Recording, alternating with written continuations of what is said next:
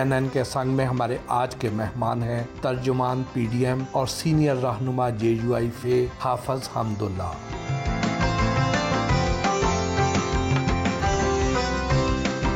ان سے ملاقات کے لیے اسلام آباد میں واقع ان کی رہائش گاہ پہنچے تو انہوں نے ہمارا پرتپاک استقبال کیا۔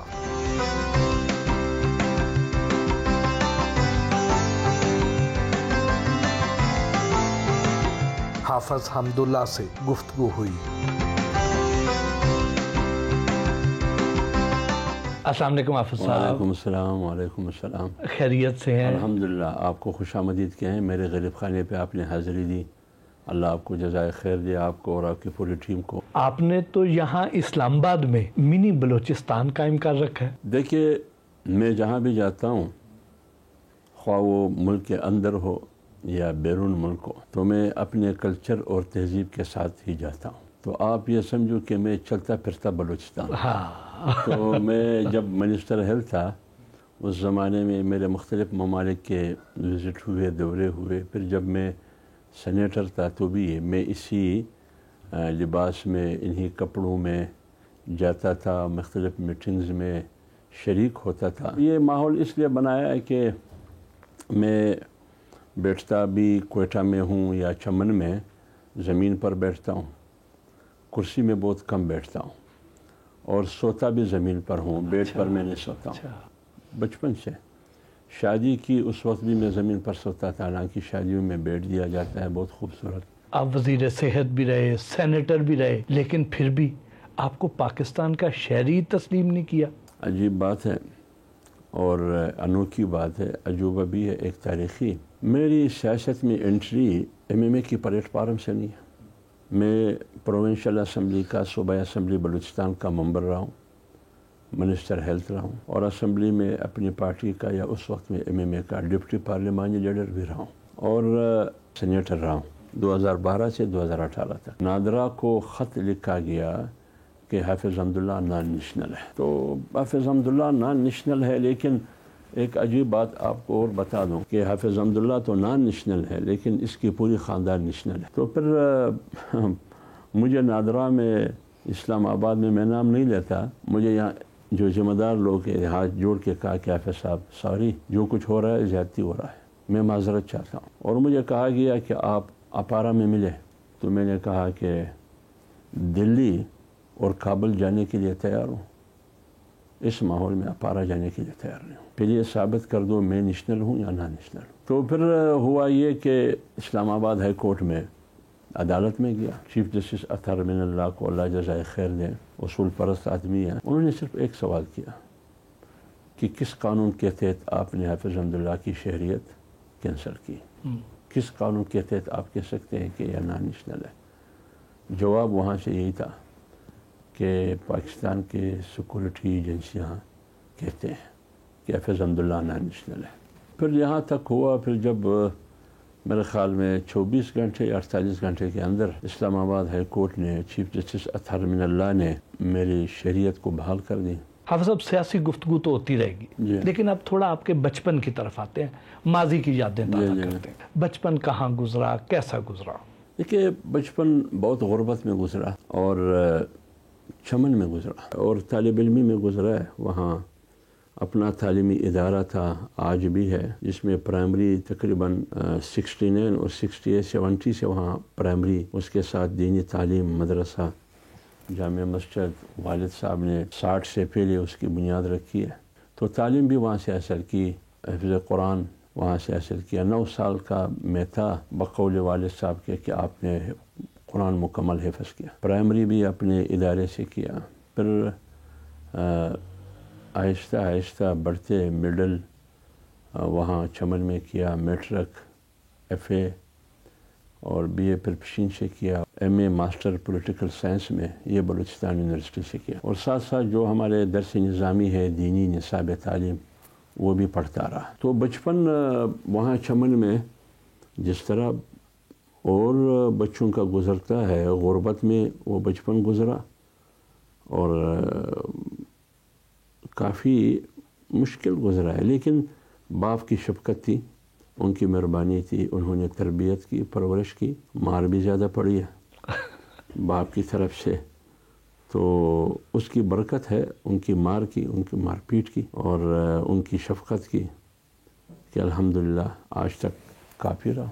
کس بات پر زیادہ مار یا ڈانٹ پڑتی تھی؟ وہ زیادہ ہمیشہ سبق یاد نہ کرنے اور اس پر بہت غصہ ہوتا تھا، نماز نہ پڑھنے پہ، اور بیہودہ اور یا چمن شہر میں جہاں بھی ایسے لڑکوں کے ساتھ، ایسے بچوں کے ساتھ جو لچے لفنگے جو ماحول ہوتا ہے، مطلب وہ تو بچوں کا ماحول ہوتا ہے، لچے لفنگے آپ نہیں کہہ سکتے ہیں، اس سے ہمیشہ مجھے دور رکھتا تھا. ہمیشہ مجھے وہ ان کی کوشش یہ تھی والد کی کہ آپ پڑھتے رہو. یعنی اگر ان کی بس ہوتا تو مجھے نیند میں بھی یہی کہتا کہ نیند میں بھی پڑھتے رہو. اور میں بہت بچہ تھا، وہ میرے بال منڈوانے میں زیادہ مصر تھا کہ بال منڈوایا کرے، سر کے بال. اس میں بھی ہمیشہ میں کبھی کبھار بزد ہوتا تھا کہ نہیں یہ نہیں کرنا. میں بھاگتا مدرسے سے، تعلیمی ادارے سے، گھر سے، پھر ہفتے کے بعد پھر وہ پکڑ لیتے تو پھر مارتے بھی. بچپن کی کوئی شرارت یا واقعہ جو آج بھی یاد ہو؟ دیکھیں، ایک واقعہ تو بہت سے ہیں، لیکن ایک بار میں بھی اتنا عمر میں بڑا نہیں تھا. آپ نے دیکھا ہوگا کہ ایک گن ہوتا ہے جس کے ذریعے آپ اس گن کے ذریعے چھری والے گن، ایئر گن، تو وہاں گتا ہوا کرتا تھا، اس پر نشانے ہوتے تھے. پھر آپ اس ایئر گن سے اس نشانہ بازی کرتے تھے. تو میں نے بھی وہ اٹھایا، یہ روڈوں پہ ہوتے ہیں. جی بالکل. تو میں نے اٹھایا، وہ نشانہ لگایا، تو سامنے سے میرا چچا زاد بھائی آیا. تو میں نے ان کو مذاق میں کہا کہ تھوڑا ایک سائڈ پہ ہو جائے، ایسا نہ ہو یہ چھری آپ میں لگے. تو میرے خیال میں تو یہ ہے کہ میں نے نشانہ ایئر گن کا نشانہ اس نشانے پہ لگایا، جیسے عمران خان نے کہا کہ میں نے نشانہ زرداری پہ لگایا. لیکن میں نے نشانہ چچا زاد بھائی پہ نہیں لگایا تھا، میں نے نشانہ وہ تصویر پہ لگایا. لیکن بدقسمتی سے جب فائر کھولا، وہ جا کے میرے چچا زاد بھائی کے چہرے پہ لگا. وہ یہاں اندر لگی. تو پھر میں حیران ہوا کہ وہ اندر چلی گئی وہ چھری، کہ اتنا بڑا مسئلہ نہیں ہے. لیکن وہ اتنا بڑا مسئلہ بن گیا کہ وہ گوشت کے اندر وہ چھری رفتار کر رہی. پھر بمشکل ڈاکٹر کے پاس لے کے گیا، اس کی سرجری ہوئی، آپریشن ہوا، پھر گھر لے کے آیا. تو رو بھی رہا تھا، افسوس بھی ہو رہا تھا، اور ادھر اوپر سے والدین کا اور چچا کا، والد کا وہ خوف بھی تھا کہ وہ مجھے کیا کہیں گے. تو پھر بہت منتیں کی، بہت زاری کی چچا زاد بھائی کو بھی اور چچی ماں کو بھی کہ خدا کے لیے چچا کو نہیں کہنا، والد کو نہیں کہنا. تو اللہ نے پھر بچایا، انہوں نے شفقت کی، مہربانی کی، تو بچایا، والد سے بھی بچایا اور چچا سے بھی بچایا. تو یہ ایک واقعہ یاد آتا ہے، اور بھی بہت سے واقعات ہیں. 5 سال بلوچستان میں وزیر صحت رہے. ان دنوں صحت کی سہولیات میں اضافے کے لیے کیا اقدامات کیے؟ اس وقت جب میں منسٹر ہیلتھ رہا تو وہ 4 سال 3.5 سال، کیونکہ چودھری افتخار صاحب کی شفقت اور ان کی مہربانی تھی، مجھے ڈی سیٹ کیا. جب میں منسٹر ہیلتھ رہا، کیپٹل جو کوئٹہ دارالحکومت ہے بلوچستان کا، اس میں بنیادی سہولیات صحت کے میدان میں بلوچستان کے شہریوں کے لیے اویلیبل نہیں تھے، دستیاب نہیں تھے. مثال کے طور پر پنجگور سے، جوب سے، چمن سے اور ہرنائی سے، بلوچستان کے چاروں اطراف سے، جہاں سے بھی ایک شخص کو، ایک مریض کو، ایک بیمار کو جب سی ٹی اسکین کی ضرورت پڑتی یا انجیوگرافی کی یا ایم آر آئی کی، تو اس کو کراچی جانا ضروری تھا. اور اس کا آنا جانا اس زمانے کے مطابق 2003-2004 روپے کی قیمت بھی بڑی تھی جی، اور حیثیت بھی ان کا اچھا تھا روپے کی. اس وقت تقریباً میرے خیال میں 50,000 70,000 لاکھ تک اتنا وہ آنا جانا خرچہ، وہاں کراچی میں اسٹے، ہوٹلوں میں ٹائم لگانا، سفر مختلف قسم کی، یہ 1,70,000 یا 1 لاکھ روپے ان کا یہ خرچہ ہو جاتا تھا. اب آپ اندازہ لگائیے، آج 2023 ہے، 2003 اور 4 میں اور 5 میں لاکھ روپے کی کتنی ویلیو ہوگی. تو اس وقت کا جو چیف سیکریٹری تھا میجر اشرف ناصر صاحب، اللہ ان کی مغفرت کرے، انہوں نے بھی ہمت کی. تو یہ ایک کام میں نے بلوچستان کے لیے جو ایک آپ سمجھتے ہیں، اور تو بھی بہت سے کام کیے ہیں میں نے. اور اسی کے ساتھ ساتھ ایک کام یہ ہے کہ 900 ڈاکٹر میل اور فیمیل یہ بے روزگار تھے. 90 اور 91 سے لے کر 2002 تک جتنی بھی ڈاکٹرز بولان میڈیکل کالج سے فارغ ہوئے تھے، فاضل تھے، وہ بے روزگار تھے. انہوں نے ہڑتال شروع کی، اعلان کیا کہ فلان وقت تک اگر یہ نہیں ہوا ہم ڈگریاں جلائیں گے، کوٹ جلائیں گے، پھر ہم خود سوزی کریں گے. پر میں خود گیا ان نوجوان ڈاکٹروں کے پاس. میں نے کہا کیا مسئلہ ہے؟ میں نے کہا یہ مجھ پر چھوڑ دیں، یہ آپ کا حق ہے. اگر میں وزیر ہوں، میں وزیر صحت ہوں، یہ وزیر میں لیتا ہوں. اگر میں نے نہیں کیا تو میں وزارت چھوڑنے کے لیے بھی تیار ہوں. تو پھر تقریباً 5-6 مہینے میں ان 900 ڈاکٹر کو ہم نے کپایا پبلک سروس کمیشن کے ذریعے. یہ تیسری بات جو ہم نے وہاں کی وہ یہ تھی کہ ہمارے ڈاکٹر جو نوجوان تھے وہ ہمیشہ FCPS کے لیے وہ کراچی جاتے تھے یا لاہور جاتے تھے. یعنی فرض کرے ڈاکٹر بننے کے بعد وہ اسپیشلائزیشن کے لیے کراچی جاتے تھے، جناح میں یا آغا خان میں یا لاہور یا اسلام آباد. اس کے لیے ہم نے پوسٹ گریجویٹ میڈیکل انسٹیٹیوٹ جس کو PGMI کہا جاتا ہے، اس کے ذریعے ڈاکٹروں کی FCPS جس کے لیے کراچی جانے کی بھی ضرورت پر نہیں، لاہور میں اس کے لیے ایسے رولز بنائے، ایسے ضابطے بنائے کہ پنجاب والے ہمارے رولز لے کے، ہمارے ضابطے لے کے کہ ہم اسی کو وہاں فالو کریں گے. ہم تھے باقی پورے بلوچستان کی سطح پر بہت سے BHO، RH اور ڈسپنسری یہ بنائے، چمن میں بھی بنائے، مختلف اضلاع میں بنائے، ایمبولنسز دیے ان کو، مختلف اضلاع میں میڈیسن بر وقت جب ضرورت پڑتی تھی سالانہ ان کو دیا کرتے تھے. تو ایک لمبی الحمدللہ خدمت کی ایک فہرست ہے. جو کام کرنا تھا 3.5 سال میں وہ کر کے دکھایا. مختلف ٹی وی ٹاک شوز میں آپ کی اکثر خواتین کے ساتھ تلخ کلامی ہو جاتی ہے، تو کیا خواتین سے آپ الرجک ہیں؟ تو میں خواتین سے کیوں نفرت کروں؟ بالکل نہیں. بات کچھ اور ہے، بات کردار کی ہوتی ہے. کردار میں گفتگو بھی آتا ہے، ٹھیک ہے نا. گفتگو جو زخم دیتا ہے، جو زخم گفتگو دیتا ہے وہ کبھی برتا نہیں ہے. تو جس کے ساتھ میری تلخ کلامی ہوئی ہے، جس کو آپ اشارہ کرتے ہیں، میڈیا نے وہ سین دکھائے جس سین کے ذریعے مجھے ڈیمیج کیا گیا، لیکن انہوں نے یہ نہیں دیکھا کہ اس خاتون نے کیا کہا. جب ایک خاتون پوری مذہبی طبقے کو، علماء کو گالی دے، ایک بار نہیں بار بار، یا ایک بار وہ دے، ایک بار اس کا کوئی اور شریک میڈیا ٹاک شو میں وہ دے، اور ساتھ اینکر بھی اسی کو سپورٹ کرے، اور ہو مہینہ رمضان المبارک کا، اور پھر وہ خاتون آپ کی ماں کو گالی دے. جو میری زندگی میں کسی نے بھی میری ماں کو گالی نہیں دی میرے سامنے. غیر موجودگی میں لوگ ایک دوسرے کو گالی دیتے ہیں، غیبت بھی کرتے ہیں، لان تان کرتے ہیں. اس دورانی میں جو کچھ تلخ کلامی ہوئی، باتیں ہوئی، وہ اس کا نتیجہ ہے. تو میرے خیال میں ویسے اگر میں 2013-14 سے ٹاک شو میں آتا ہوں، کبھی بھی آپ نے مجھے خواتین کے ساتھ اس صورتحال میں نہیں دیکھا ہوگا. جب نواز شریف پر مشکل وقت آتا ہے ہاں تو مولانا فضل الرحمان فوراً میدان میں آ جاتے ہیں، اس کی کیا وجہ؟ دیکھیے، بات نواز شریف کی ذات کی نہیں ہے. میرے خیال میں بات ہے آئین کی، بات ہے جمہوریت کی، بات ہے پاکستان کی، بالفاظ دیگر بات ہے اصول اور اصول پرستی کی. کہ بنیاد پاناما کو بہانہ بنا کر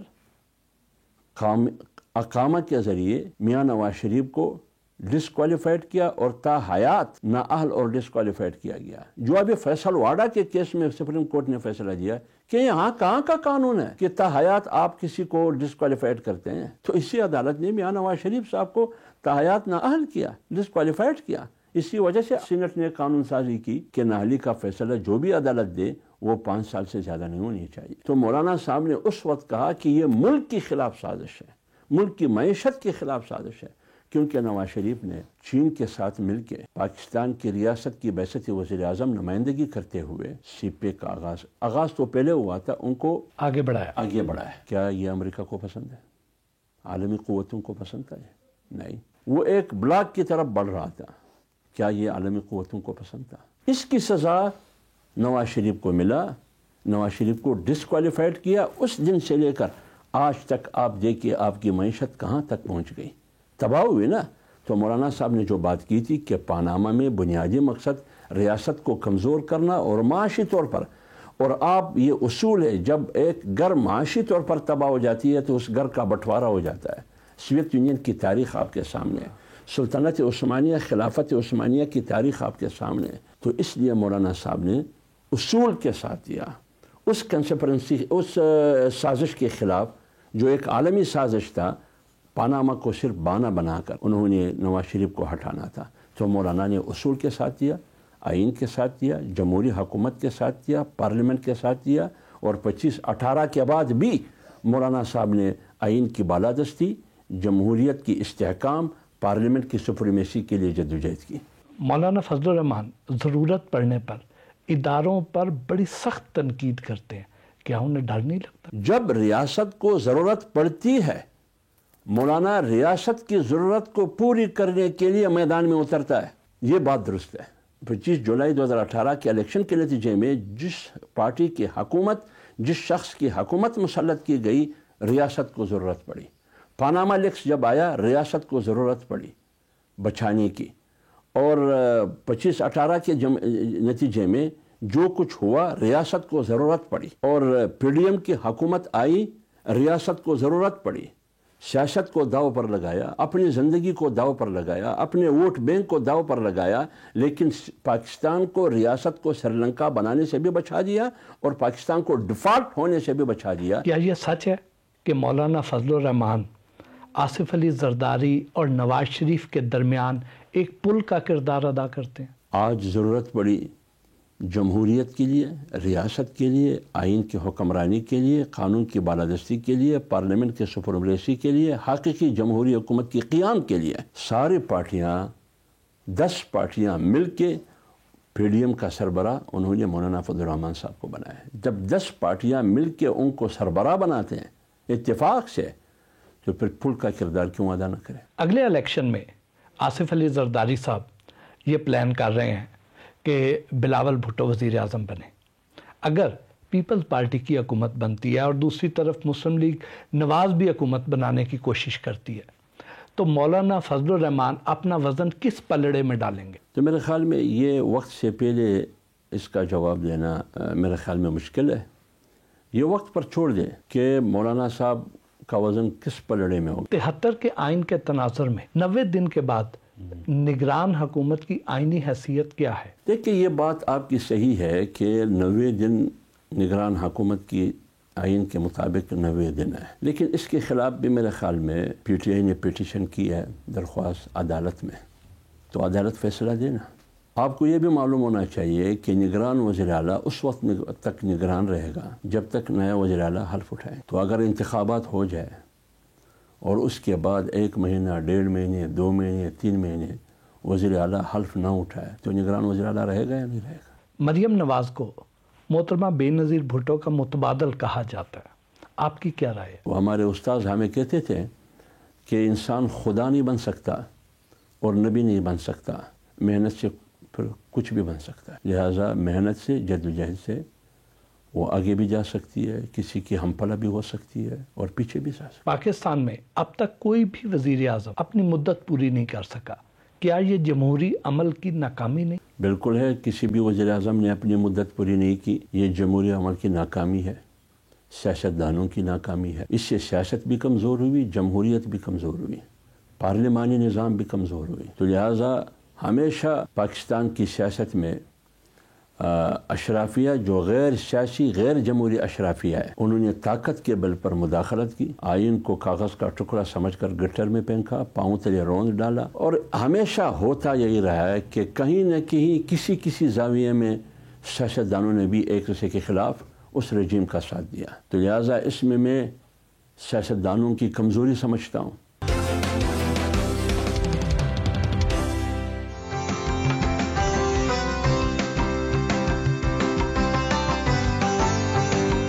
حافظ حمداللہ کے ساتھ ناشتہ کیا۔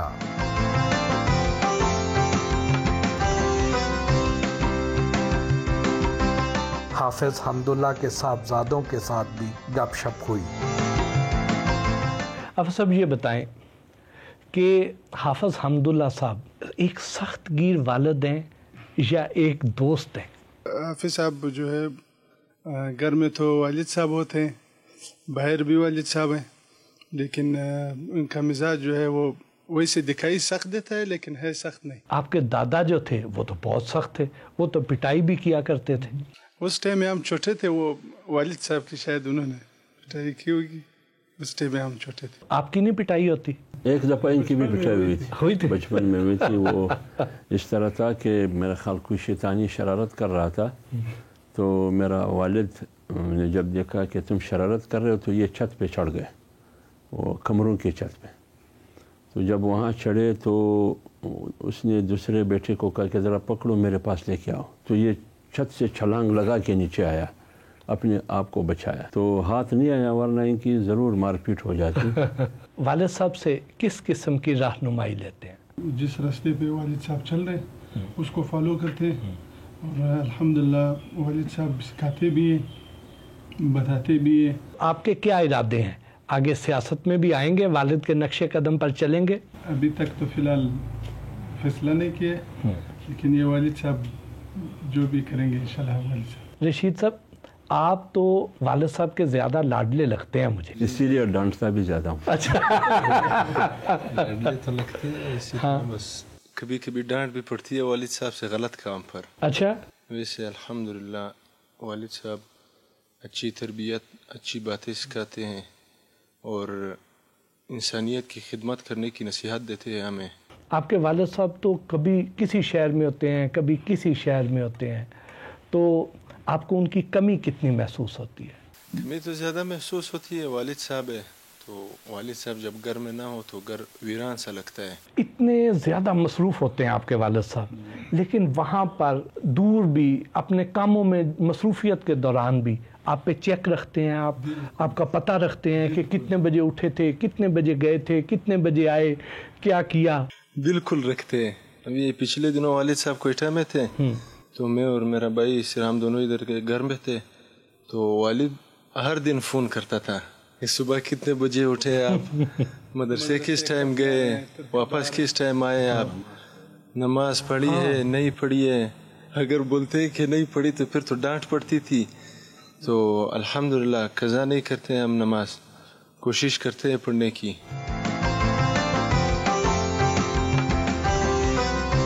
دوست سے ملاقات کے لیے گھر سے روانہ ہوئے.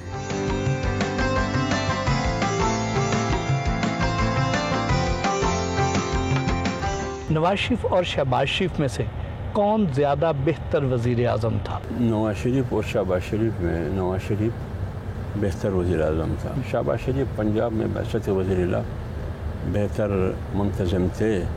بعثت وزیر اعظم وہ بہتری نہ دکھا سکے. نون لیگ کا سیاسی مستقبل کیا دیکھتے ہیں؟ میں تو مسلم لیگ نون کا مستقبل روشن اور کامیاب دیکھ رہا ہوں. کیا جہانگیر ترین چیئرمین تحریک انصاف کا مقابلہ کر پائیں گے؟ جہانگیر ترین سیاستدان کے بجائے سرمایہ دار اور زمیندار اچھا ہے, لیکن سیاست کم ہے, کیونکہ وہ سیاست تجارت کی نیت سے کرتے ہیں, خدمت کی نیت سے نہیں کرتے ہیں. تو اس میں خاص میں فرق نہیں سمجھتا ہوں کہ جہانگیر ترین عمران خان کی یا پی ٹی آئی کا متبادل ثابت ہو سکتا ہے یا نہیں ہو سکتا ہے. کیا جے یو آئی کا اور پرویز خٹک کا سیاسی اتحاد ہو سکتا ہے؟ سیاستدان نہیں ہے جو سیاست کا اصل مفہوم ہے. ہاں بعین معنی وہ سیاستدان ہے کہ وہ ایک خانہ بدوش, سیاسی خانہ بدوش آپ ان کو کہہ سکتے ہیں, سیاسی موسمی پرندہ آپ ان کو کہہ سکتے ہیں. تو جب وہ پھر وہ سیاسی لیڈر کہاں ہیں, ان کی سیاسی پارٹی کہاں ہے, اور ان کا خیبر پختونخوا پورے ملک میں تو سوال ہی نہیں پیدا ہوتا. خیبر پختونخوا میں ان کا ظہور, خیبر پختونخوا ان کا کیا رول ہے؟ ایک کانسٹیچوئنسی یا دو نوشہرہ میں, وہ بھی خطرہ ہے کہ وہ جیت سکیں گے اگلے الیکشن میں یا نہیں جیت سکیں گے. جمعیت علماء اسلام کو پرویز خٹک کی ضرورت نہیں ہے. اگر پرویز خٹک کو ضرورت ہو تو ہو سکتا ہے, لیکن جمعیت علماء اسلام کو پرویز خٹک سے اتحاد کرنے کی کوئی ضرورت نہیں. ان کے دوست حاجی نذیر خان اور حاجی عنایت اللہ خان نے گرم جوشی سے استقبال کیا.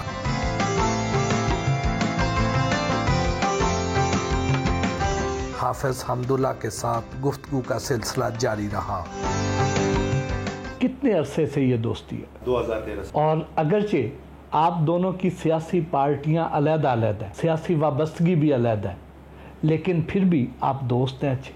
سوچ بھی سنے گے انشاءاللہ۔ تو کبھی آپ کے جو سیاسی نظریات ہیں وہ اس کے راستے میں دوستی آڑے نہیں آ جاتی؟ سر زندگی میں اپ ڈاؤن تو آتے ہیں، کہتے اردو میں کہ دوستی کرنا آسان ہے، نبھانا مشکل ہے۔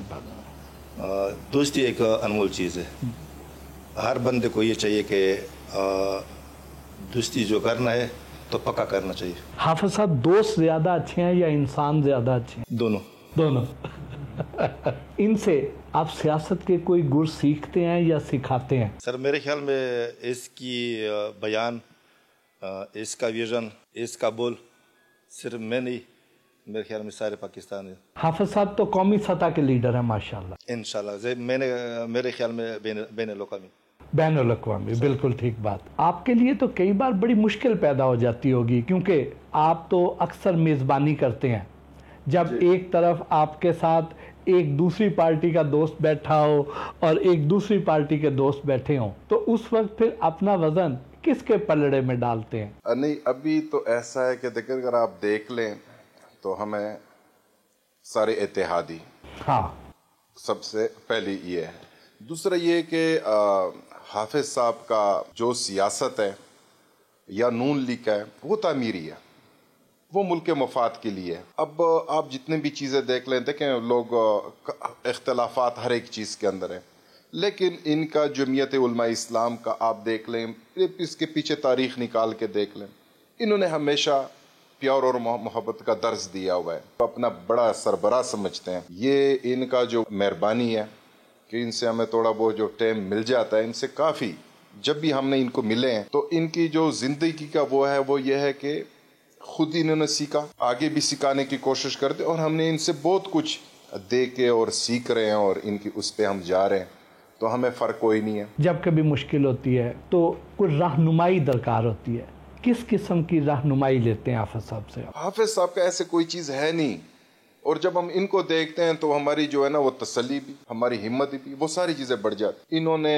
یہ پچھلے ان دنوں میں جو آپ کو خود ہی پتہ ہے جس طریقے سے انہوں نے ہمیشہ پیاری بانٹا، اور اپنا جواب بہت اچھے طریقے کے ساتھ، اور جب ہمیں کوئی مایوسی ہو تو مولانا صاحب حافظ صاحب کو جب ہم ویسے مل لیتے ہیں تو انشاءاللہ وہ ہماری وہ پریشانی جو ہے نا اس کے ساتھ ڈپریشن وہ ختم ہی ہو جاتی ہے۔ ہم نے جس کسی سے بھی بات کی، ہر ایک نے حافظ صاحب کی تعریف ہی کی ہے، ہر ایک نے ان کی خوبیاں ہی بیان کی ہیں، لیکن ہم آپ سے یہ پوچھنا چاہتے ہیں کہ ان میں خامی کیا ہے؟ گھر کو وقت نہیں دیتے۔ خامی اگر میں کہوں تو وہ اپنے آپ کو ٹائم نہیں دیتے۔ انہوں نے اپنا جتنا بھی ٹائم ہے وہ سارا انہوں نے مخصص کیا ہوا، لیکن انہوں نے اپنے آپ کو ٹائم نہیں دیا۔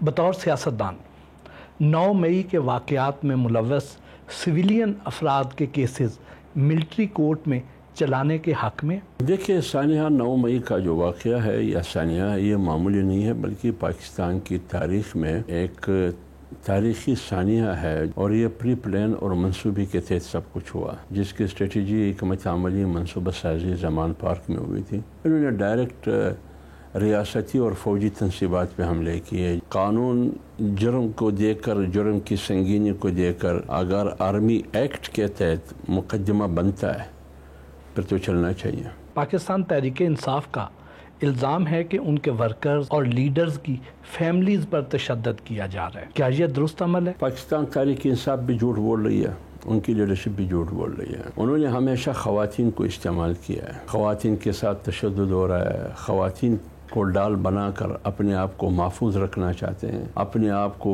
چھپانے کی کوشش کرتے ہیں، NRO چاہتے ہیں، دنیا کی انٹرنیشنل میڈیا کی اور عالمی قوتوں کی توجہ چاہتے ہیں۔ عبدالستار عیدی کے اور چیئرمین تحریک انصاف کے آپس میں کیا اختلافات؟ بنیادی طور پر یہی اختلاف ہے کہ عمران خان عبدالستار ایدھی مرحوم کو اپنی کرسی کے لیے، اپنے ذات کے لیے، اپنے اقتدار کے لیے استعمال کرنا چاہتے تھے۔ عبدالستار ایدھی نے انکار کیا، اس کے علاوہ تو میرے خیال میں کوئی اور اختلاف نہیں تھی۔ 9 مئی کے واقعات میں ملوث سیاستدان جب پریس کانفرنس کرتے ہیں تو ان کے کیسز ختم ہو جاتے ہیں، یہ کیسے ممکن ہے؟ کیسے ان کی رہائی ہو جاتی ہے؟ اصولی طور پر تو نہیں ہونا چاہیے۔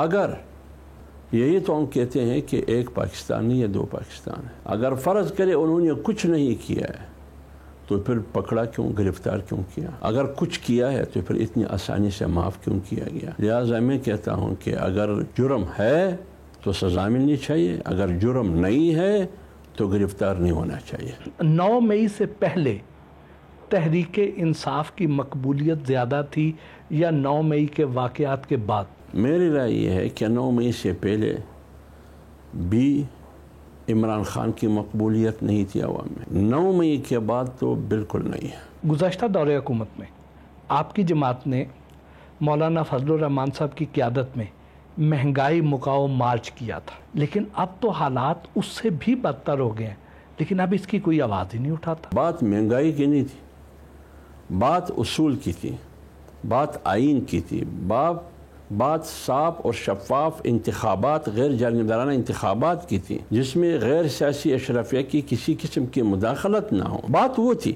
لیکن پلس مولانا صاحب نے یہ بات کی کہ آپ نے تو بٹھا دیا، یہ تو دھاندلی کے ذریعے، طاقت کے ذریعے، لیکن یہ شخص نالائق اور نااہل بھی ثابت ہوگا، پھر دیکھیں۔ چودھری شجاعت صاحب جیل میں چودھری پرویز الہی صاحب سے ملنے کے لیے گئے ہیں، کیا چودھری پرویز الہی واپس کاف لیگ میں آ جائیں گے؟ دیکھیے، جب پرویز الہی صاحب وزیر اعلیٰ نہیں بنے تھے first time, P D M کی طرف سے آفر ہوئی، اسف علی زرداری صاحب ان کے پاس گئے، دعائے خیر ہوئی کہ آپ پی ڈی ایم کے وزیر اعلیٰ ہوں گے، لیکن چودھری شجاعت صاحب اسی دعا خیر پر، اسی وعدے اور معدے پر قائم رہا۔ پرویز الہی نے پھر فون کال پر اعتماد کر کے، مونس الہی بیٹے پر اعتماد کر کے وہ مکر گئے۔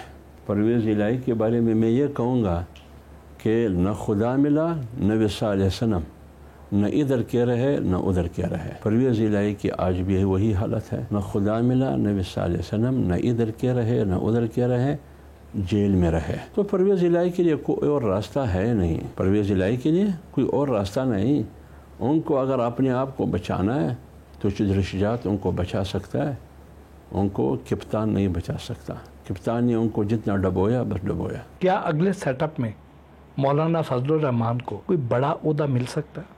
اگر عوام چاہے اور پی ڈی ایم میں شامل جماعتیں اگر الیکشن کے بعد پھر اکٹھے ہو جاتے ہیں، اگر وہ چاہے تو وہ عوام کے نمائندے ہوں گے، تو مولانا فضل الرحمان صاحب وزیر اعظم بھی بن سکتا ہے، لیکن صدر تو بن سکتا ہے۔ تو یہ فیصلہ عوام نے کرنا ہے۔ فرض کرے کوئی اور صدر بن سکتا ہے اور وزیر اعظم بن سکتا ہے، تو مولانا صاحب کیوں وزیر اعظم یا صدر نہیں بن سکتا؟ اس میں کون سی قباحت ہے؟ کیا اگلے الیکشن کے بعد کوئی ایک جماعت اکثریت حاصل کرتی نظر آتی ہے یا ساری جماعتیں مل کر ہی پھر حکومت بنائیں گی؟ میرے خیال میں جو موجودہ ماحول کو میں دیکھ رہا ہوں، ایک جماعت اکثریت حاصل نہیں کر سکے، یعنی اتنی اکثریت کہ وہ سنگل پارٹی بن کے حکومت بنائے۔ کوalition حکومت ہوگی، مخلوط حکومت۔ وزیر اعظم کس جماعت کا بنتا نظر آتا ہے آپ کو؟ مجھے جو دکھائی دے رہا ہے، مجھے پی ایم ایل این دکھائی دے رہا ہے کہ پی ایم ایل این کا وزیر اعظم بن سکتا ہے۔ جہانگیر ترین کو اور علیم خان کو آپ کہاں دیکھتے ہیں؟ دیکھیے، جہانگیر ترین اور علیم خان کے پاس جو لوگ ہیں مثلا علی زیدی، عمران اسماعیل، آپ کے خیال میں اس کو کراچی میں سیٹ ملے گا؟ نہیں ملے گی۔ فواد چودھری آپ کے خیال میں نہیں جیت جائیں گے۔ جو بھی گئے وہ سارے چلے ہوئے کارتوس ہیں، تو چلے ہوئے کارتوس جب تو خالی تھلی کیا کرے گی؟ میرے خیال میں تو جہانگیر ترین کا مستقبل ایز اے لیڈر، سیاسی لیڈر، اور جس کے پاس ایک بڑی حجم ہو، مجھے دکھائی نہیں دے رہا۔ چیئرمین تحریک انصاف اگلا الیکشن لڑتے ہوئے نظر آتے ہیں آپ کو؟ لڑے یا نہ لڑے، چیئرمین تحریک انصاف کی سیاسی باب ختم، وہ پاکستان کی تاریخ میں پھر کبھی بھی وزیر اعظم نہیں بن سکے گا۔ کیا انہیں سزا ہو جائے گی؟ ہونا چاہیے، قانون کے مطابق ان کو سزا ہونا چاہیے۔ پیپل پارٹی پنجاب سے اور کے پی سے کتنی سیٹیں نکال لیں گی؟ دیکھیے، فیصلہ تو عوام نے کرنا ہے۔ پیپلز پارٹی کو سیٹیں سندھ میں ملے گی، پنجاب میں بہت کم ملیں گی، وہ بھی جنوبی پنجاب میں اگر کچھ نہ کچھ الیکٹیبل ملے، اپنے نظریہ اور اپنے اصول کی بنیاد پر ان کو ووٹ نہیں مل سکتا۔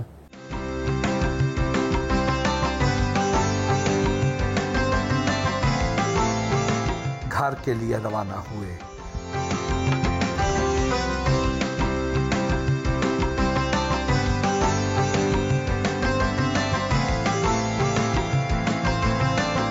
حافظ حمداللہ کے ساتھ ہلکی پھلکی گپ شپ بھی ہوئی۔ لے سر اب تھوڑے ہلکے پھلکے سوال ہو جائیں۔ بالکل۔ شادی آپ کی پسند سے ہوئی یا گھر والوں کی؟ نہیں، والدین کی پسند سے ہوئی۔ خوش ہوں، مطمئن ہوں۔ ایک ہی شادی یا زیادہ جی؟ ایک ہی شادی ہے لیکن مارکیٹ میں 2 ہے۔ اچھا، مارکیٹ میں 2 کیوں ہیں؟ وہ اس لیے جب میں منسٹر ہیلتھ تھا تو بہت مؤثر پروپیگنڈا ہوا کہ حافظ حمداللہ نے دوسری شادی کی ہے۔ کیا اس پروپیگنڈے سے آپ کی بیگم تو متاثر نہیں ہوئی؟ میری زندگی اجیرن ہو گئی۔ گھر میں سکون نہیں تھا، ہمیشہ جواب طلبی ہوتی تھی کہ آپ نے دوسری شادی کی ہے۔ میں نے کہا میں نے نہیں کیا، ماننے کے لیے تیار ہی نہیں تھی، کیونکہ میں سفروں میں ہوتا تھا، کبھی کراچی کبھی لاہور، تو یہ پوچھا جاتا تھا اگر آپ نے نہیں کیا تو پھر آپ ہمیشہ کراچی کیوں جاتے ہیں، بار بار کیوں جاتے ہیں؟ کیا برداشت کر سکتے ہیں، بھوک یا غصہ؟ اس لیے غصہ آتا ہے کہ غصہ کیوں برداشت کرتا ہوں۔ کن چیزوں پر دل کھول کر خرچ کرتے ہیں؟ یار میں ایک بات کروں، بے جائے اسراف کرتا نہیں ہوں۔ ایک تو میں سرمایہ دار بالکل نہیں ہوں، مڈل کلاس کا یا متوسط طبقے کا یا لوور کلاس کا آدمی ہوں، غریب آدمی ہوں۔ بس جو ہاتھ میں ہوتا ہے وہ خرچ کرتا ہوں، کھول کے کرتا ہوں، ضرورت کے مطابق، ضرورت کے بغیر بے جا فضول خرچی نہیں کرتا۔ کیا شوق سے کھاتے ہیں؟ گوشت میں بھی وہ گوشت جو آگ میں پکی ہوئی گوشت ہو، اس پر صرف نمک ہو، یا یہ جو مٹن کڑھائی ہو، یہ شوق سے کھاتا ہوں۔ خود بھی کوکنگ کر لیتے ہیں؟ طالب علمی کے زمانے میں کرتا تھا، ابھی نہیں کیا۔ خواتین کی کون سی خوبی ہے جو متاثر کرتی ہے؟ ہماری جو روایات ہے، ایک زبان کو کنٹرول کرے، ایک نماز پڑھ لیا کرے، تیسری چیز غیبت سے پرہیز کرے، روزہ رکھیں، قرآن کی تلاوت کرے۔ یہ چیزیں اگر خاتون کرے، میرے خیال میں یہ ان کی نجات اور کامیابی کے لیے بہت کافی ہے۔ کبھی تنہائی کا احساس ہوا؟ یہ ہوا ہے، کافی ہوا ہے، لیکن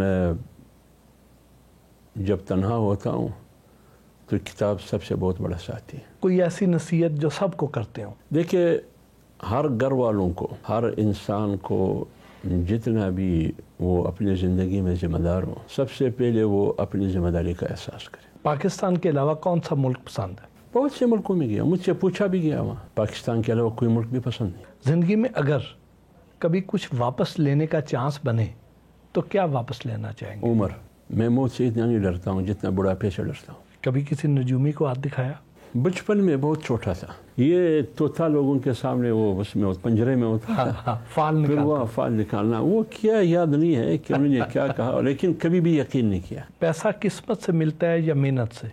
نہیں، میرے خیال میں ہر چیز کے لیے محنت ضروری ہے۔ کوئی ایسی خواہش جو ابھی تک پوری نہ ہو سکی ہو؟ خواہشات تو بہت زیادہ ہوتے ہیں، بہت سی ایسی چیزیں ہیں جو انسان خواہش رکھتا ہے یہ پورے ہوں، لیکن ایک متعین مخصوص خواہش کہ یہ پورا ہونا چاہیے، وہ کوئی خاص ایسی چیز نہیں ہے۔ کن چیزوں کے بغیر گھر سے نہیں نکلتے؟ وضو کے بغیر نہیں نکلتا، اور جب گھر آتا ہوں تو وہ وضو کے ساتھ آتا ہوں۔ آپ کا رازدان کون ہے؟ کوئی بھی نہیں ہے، راز اپنے سینے میں رکھتا ہوں۔ آپ کی شخصیت کی کمزوری اور طاقت کیا ہے؟ میری شخصیت کی کمزوری بے جا اعتماد ہے، ایسے آدمی پر اعتماد کرنا جو اعتماد کے قابل نہیں ہے۔ اور طاقت کی جو بنیادی راز ہے وہ میرے اندازے کے مطابق تحمل، برداشت، صبر، سننا، نظر انداز کرنا۔ ہمارا ایک سیگمنٹ ہے ریپڈ فائر۔ ان سیاست دانوں کو آپ نے 10 میں سے کچھ نمبر دینے ہیں۔ چیئرمین تحریک انصاف کو 10 میں سے کتنے نمبر دیں گے؟ 0/0۔ نواز شریف؟ وہ 10 نمبر میں آتا ہی نہیں ہے۔ آصف علی زرداری صاحب کو؟ آصف علی زرداری صاحب کو 30 نمبر دیتا ہوں۔ مولانا فضل الرحمان صاحب؟ میں کو 100 دیتا ہوں۔ شہباز شریف کو کتنے نمبر دیں گے 100 میں سے؟ پنجاب کا وزیر اعلیٰ ہوتا تو بہتر ہوتا، بس اتنا ہی نمبر دیتا ہوں۔ ان سیاست دانوں کو آپ نے ایک جملے میں مشورہ دینا ہے۔ نواز شریف میرے خیال میں سیاست، تجارت کے بجائے سیاست پر توجہ دیں۔ شیخ رشید؟ آج کے بعد سیاست نہیں کرنی چاہیے۔ مریم نواز شریف؟ جو کچھ کر رہا ہے ٹھیک کر رہی ہے۔ شہباز شریف؟ شہباز شریف پنجاب تک محدود ہونا چاہیے۔ شاہ محمود قریشی؟ جس درگاہ کے مخدوم ہے نا، ان کو وہاں ہی ہونا چاہیے. مولانا فضل الرحمان. مولانا فضل الرحمان صاحب جو کچھ کر رہا ہے وہ ٹھیک کر رہا ہے, اس سے بھی اور آگے بھی بڑھنا چاہیے. چیئرمین تحریک انصاف. سکون قبرستان میں ملتا ہے. چودھری پرویز لائی. وہ ہوا میں پیٹے کا صدر ہی رہنا چاہیے. چودھری شجاعت حسین. چودھری شجاعت حسین بزرگ سیاستدان ہیں, ہوشیار شخصیت ہے ان کی. سراج الحق. سراج الحق میرے خیال میں جماعت اسلامی کی امارت کسی اور کے حوالے کر. جہانگیر ترین. جہانگیر ترین جہاز میں اچھا لگتا ہے, سیاست میں نہیں. آصف علی زرداری. پیپلز پارٹی بلاول بھٹو کے حوالے کرنا چاہیے. بلاول بھٹو زرداری. تقریر میں تھوڑا آگے پیچھے اونچ نیچ ہے, تھوڑا پریکٹس کریں. بہت بہت شکریہ سر, آپ کے ساتھ سارا دن گزارا, بہت اچھا لگا, بہت اچھی یادیں لے کے جا رہے ہیں. بہت بڑی مہربانی, اللہ آپ کو خوش رکھے.